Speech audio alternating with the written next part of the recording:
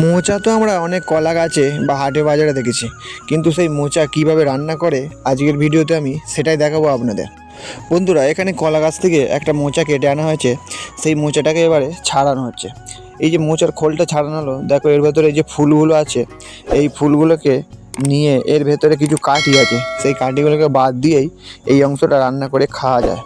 অথবা তোমরা অনেক জায়গায় দেখবে অনেক চপ দোকানে মোচার চপ বিক্রি হয়, সেখানেও এই পদ্ধতিতে এই কাঠিটা বাদ দিয়ে কুচি কুচি করে কেটে চপ তৈরি করা হয়।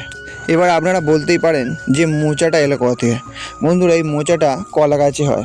যখন গাছে থোড় হয়, সেই থোড়ের অংশটাই গাছের মাথা দিয়ে বেরিয়ে প্রথমে মোচা হয়। এবার এই মোচার ফুল ছেড়ে ছেড়ে তাতে থেকে কলা হয়, আর একদম তলার দিকে যখন মোচাটা চলে আসে সেটা মানুষ কেটে রান্না করে।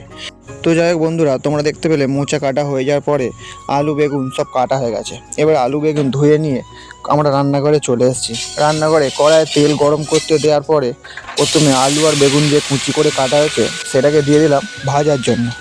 যেহেতু আমরা গ্রামের দিকে বসবাস করি, তাই এসব খাবার আমাদের দিকে খুবই সুস্বাদু আর প্রিয় খাবার। তো এই যে তোমরা দেখতে পাচ্ছ কুচি করে রাখা মোচা, আর মোচার জন্য রান্না করার জন্য এখানে ছোলা আর মটর ভিজিয়ে রাখা হয়েছে।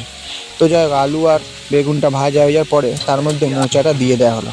মোচাটা কিছুক্ষণ এই গরম তেলে নেড়ে নেওয়ার পরে এবারে এটাকে সেদ্ধ করতে হবে।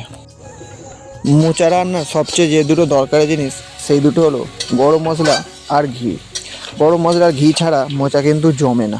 তো যাই হোক বন্ধুরা, থেকে থেকে জিনিসটাকে নেড়ে নিয়ে তার মধ্যে দিয়ে দেওয়া হলো মটর আর ছোলা যে ভিজিয়ে রাখা হয়েছিল সেইগুলো এর মধ্যে দিয়ে দেওয়া হলো। এবার ছোলা, মটর, মোচা, আলু, বেগুন সব একসঙ্গে ভালো করে নাড়া হচ্ছে। এখানে গ্যাসের জোর পুরো ফুল জোর দেওয়া আছে।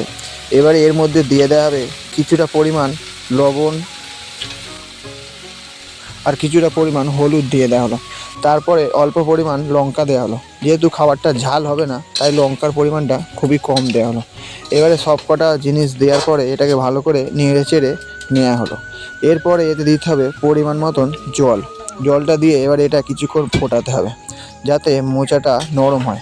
দেখো বন্ধুরা, জল দেওয়া হয়ে গেছে। এবারে এটাকে নেড়ে চেড়ে নেওয়া হচ্ছে। এবারে এর মধ্যে দিয়ে দেওয়া হলো সামান্য পরিমাণ জিরে। তো দেখো এবার টকবক করে ফুটছে। এবার এটাকে চাপা দিয়ে রেখে দিতে হবে 15 মিনিটের জন্য।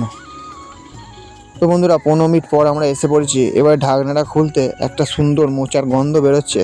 এক্ষেত্রে এখনও ঘি আর গরম মশলা পড়লে আরও দুর্দান্ত সেন্ট ছাড়বে। তো এটাকে এবারে আমরা তুলে ফেলবো, কারণ সেদ্ধটা হয়ে গেছে। এরপরে তৈরি হবে মশলা। এবার থেকে থেকে মোচাটা ঢেলে নেওয়া হলো গামলির মধ্যে। এবার কড়াইটা ভালো করে পরিষ্কার করে নিয়ে তার মধ্যে দিয়ে দেওয়া হলো সর্ষের তেল। তেলটা গরম হচ্ছে। এবারে তোমরা দেখতে পাচ্ছ তার মধ্যে দিয়ে দেওয়া হলো দুটো শুকনো লঙ্কা আর দুটো তেজপাতা। এবারে সেটাকে ভালো করে নেড়ে নেওয়া হলো। এবারে তার মধ্যে দিয়ে দেওয়া হলো বেটে রাখা আদাটা দিয়ে দেওয়ার পরে 1 চামচ জিরে গুঁড়ো এতে দিয়ে দেওয়া হলো। তারপরে দেওয়া হবে 1 চামচ ধনে গুঁড়ো। জিরে গুঁড়ো, ধনে গুঁড়ো এখানে দেওয়ার কারণ হলো এখানে মশলাটা খুব দারুণ হবে। তারপরে কিছুটা পরিমাণ চিনি দিয়ে এটাকে ভালো করে নাড়া হচ্ছে। যত এই মশলাটাকে নাড়া হবে তত এর ফ্লেভারটা বেরোবে। মশলাটা কিছুক্ষণ নেড়ে নেওয়ার পরে সেদ্ধ করে রাখা মোচাটা এই মশলার মধ্যে দিয়ে দেওয়া হলো। এবার এটা বেশ কিছুক্ষণ ধরে ভালো করে ফোটাতে হবে। এখানে নাড়াচাড়া করে নিয়ে এবারে ফোটানোর জন্য রেখে দিলাম।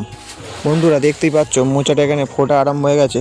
এবার একটা চামচ দিয়ে কিছু আলু এর মধ্যে গেলে দেওয়া হচ্ছে যাতে মোচাটা আরও ঘন হয়। তো এখানে আরও জোরে ফুটছে। এবার এর মধ্যে দিয়ে দেওয়া হবে পরিমাণ মতন একটু ঘি দিলে মোচার একটা আলাদা সেন্ট ছড়বে। ঘি দেওয়ার পরে এর মধ্যে দিয়ে দেওয়া হলো গরম মশলা। তো এবারে আমরা মোচাটাকে তুলবো। এখানে কাঁচিতে যে ঢালবে তাতেও কিছুটা গরম মশলা দেওয়া ছিল। এবার মোচাটা আস্তে আস্তে গামলির মধ্যে ঢেলে নেওয়া হচ্ছে। এবার এটা খাবার উপযোগী হয়ে গেছে। মোচা খাবার সবচেয়ে ভালো জিনিস হলো রুটি। বাড়িতে গরম গরম রুটি হবে আর মোচার ডালনা, তার খাবার মজাটাই আলাদা। তো বন্ধুরা, মোচা তৈরি কমপ্লিট। আজকের ভিডিও এই পর্যন্তই।